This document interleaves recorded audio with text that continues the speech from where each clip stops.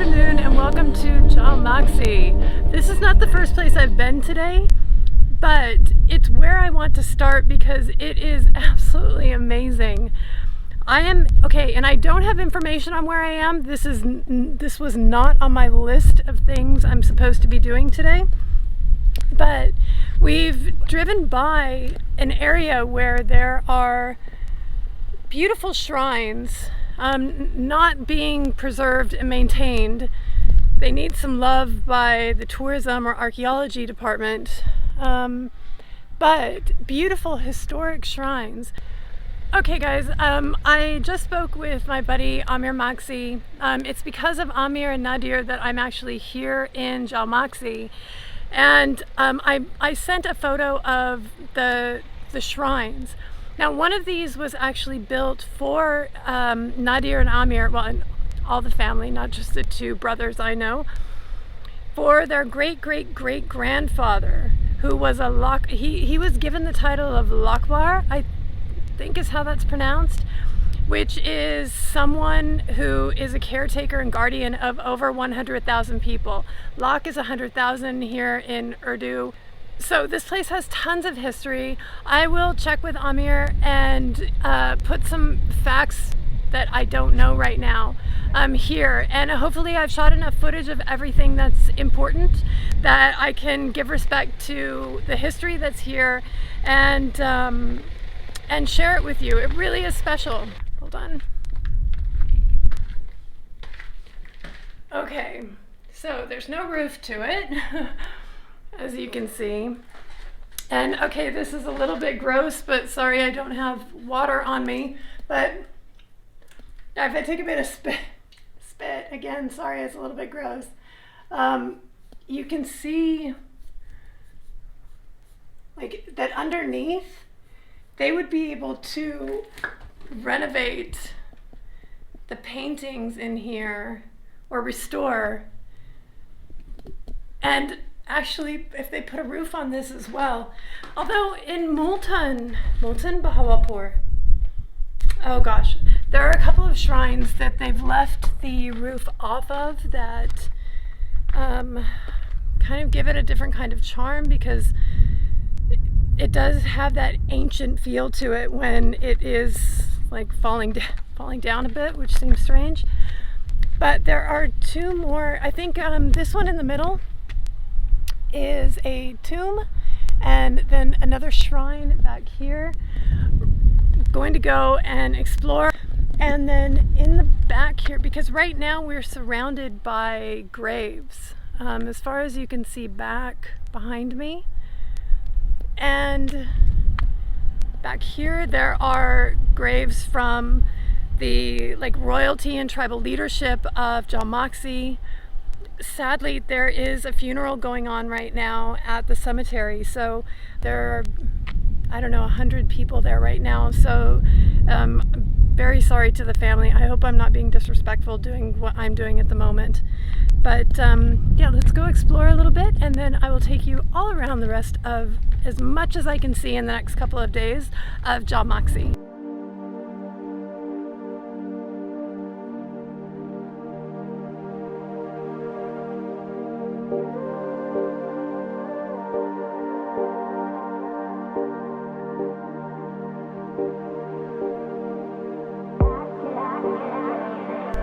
Okay, now this is the largest of the tombs, or this is the largest of the two shrines, and this one does have its roof on it.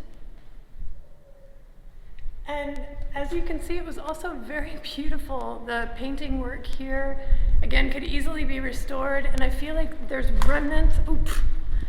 Oh my God, do not fall, Angela. There's remnants of the paintings on different parts, although there's quite a bit of graffiti now.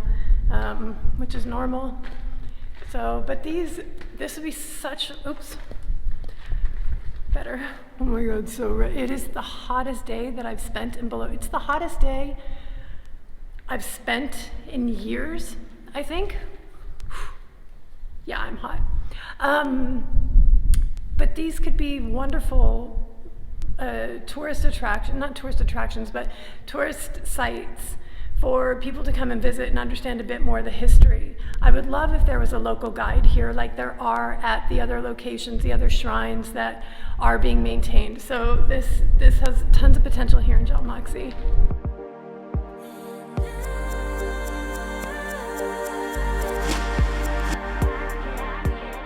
So behind me here is the grave of Amer and Nadir's father, and behind me back here, I'm hoping you can see, if not I'll put it here now, is the grave of their grandfather. So their great-great-great-grandfather is out in the historic site. These are much newer, absolutely beautiful, and very loved and cared for, you can tell. It is 45 degrees right now and the marble is very hot, so I'm not able to go in because they've graciously allowed me to come up the stairs to shoot this. So hopefully you can see just how pretty it is.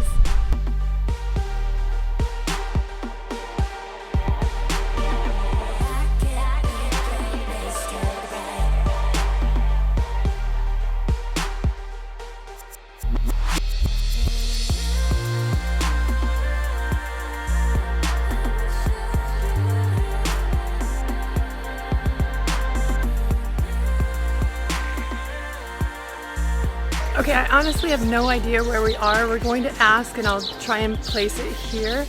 But we've stopped because there are these two amazing mosques that I saw from the distance. So one back here, I think, yes, which looks really ancient. The other is this colorful, beautiful mosque that I saw. I mean, you could see both of them off the road. So we've stopped in now, and this is a village here. Again, I don't know where I am, but there is a lot of activity going on, a lot of life here in town. Now, within the courtyard walls of the new mosque, there's also a goat that's just been slaughtered. Back here where I was first filming, and it was quite interesting because the goat the goat was slaughtered. You can see where that happened. Then it's now hanging like upside down on a tree where it's being butchered. And when the scrotum on the goat was being cut off, it was given to someone else. So there must be some delicacy that's cooked up or something that's used for, because that went to someone special, and then the gentleman kept like butchering down the goat. So quite interesting. If you know what that was about, please leave a note in the comments, because I do not. But we're going to see if we can go in and take a look around, maybe fly the drone as well, because it's just a really, really pretty spot in the middle of the desert here in Jhal Magsi.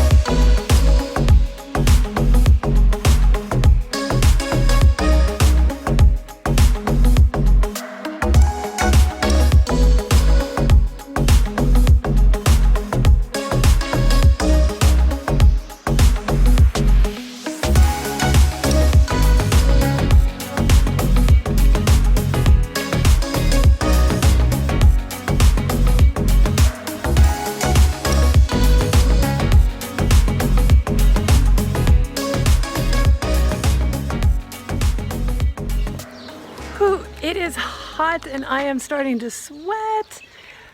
That was really fun at the new mosque. This one is absolutely gorgeous as well. It would really make a wonderful spot for a tourist site.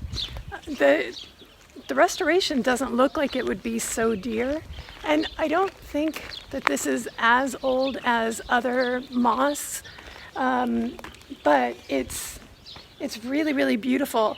It's a mosque and I still have my shoes on, so I need everyone to forgive me, but the floor is like rough and rugged. But let's see. Oh, wow. Okay, ceilings are still here. Let's see. Oh my gosh. The paintings are just beautiful. Hold on. Wait. Let me shoot this with my camera and do it properly, and I will show you everything. But this is lovely. The Jhal Magsi team, well, government should highly consider making this a protected site because it is wonderful.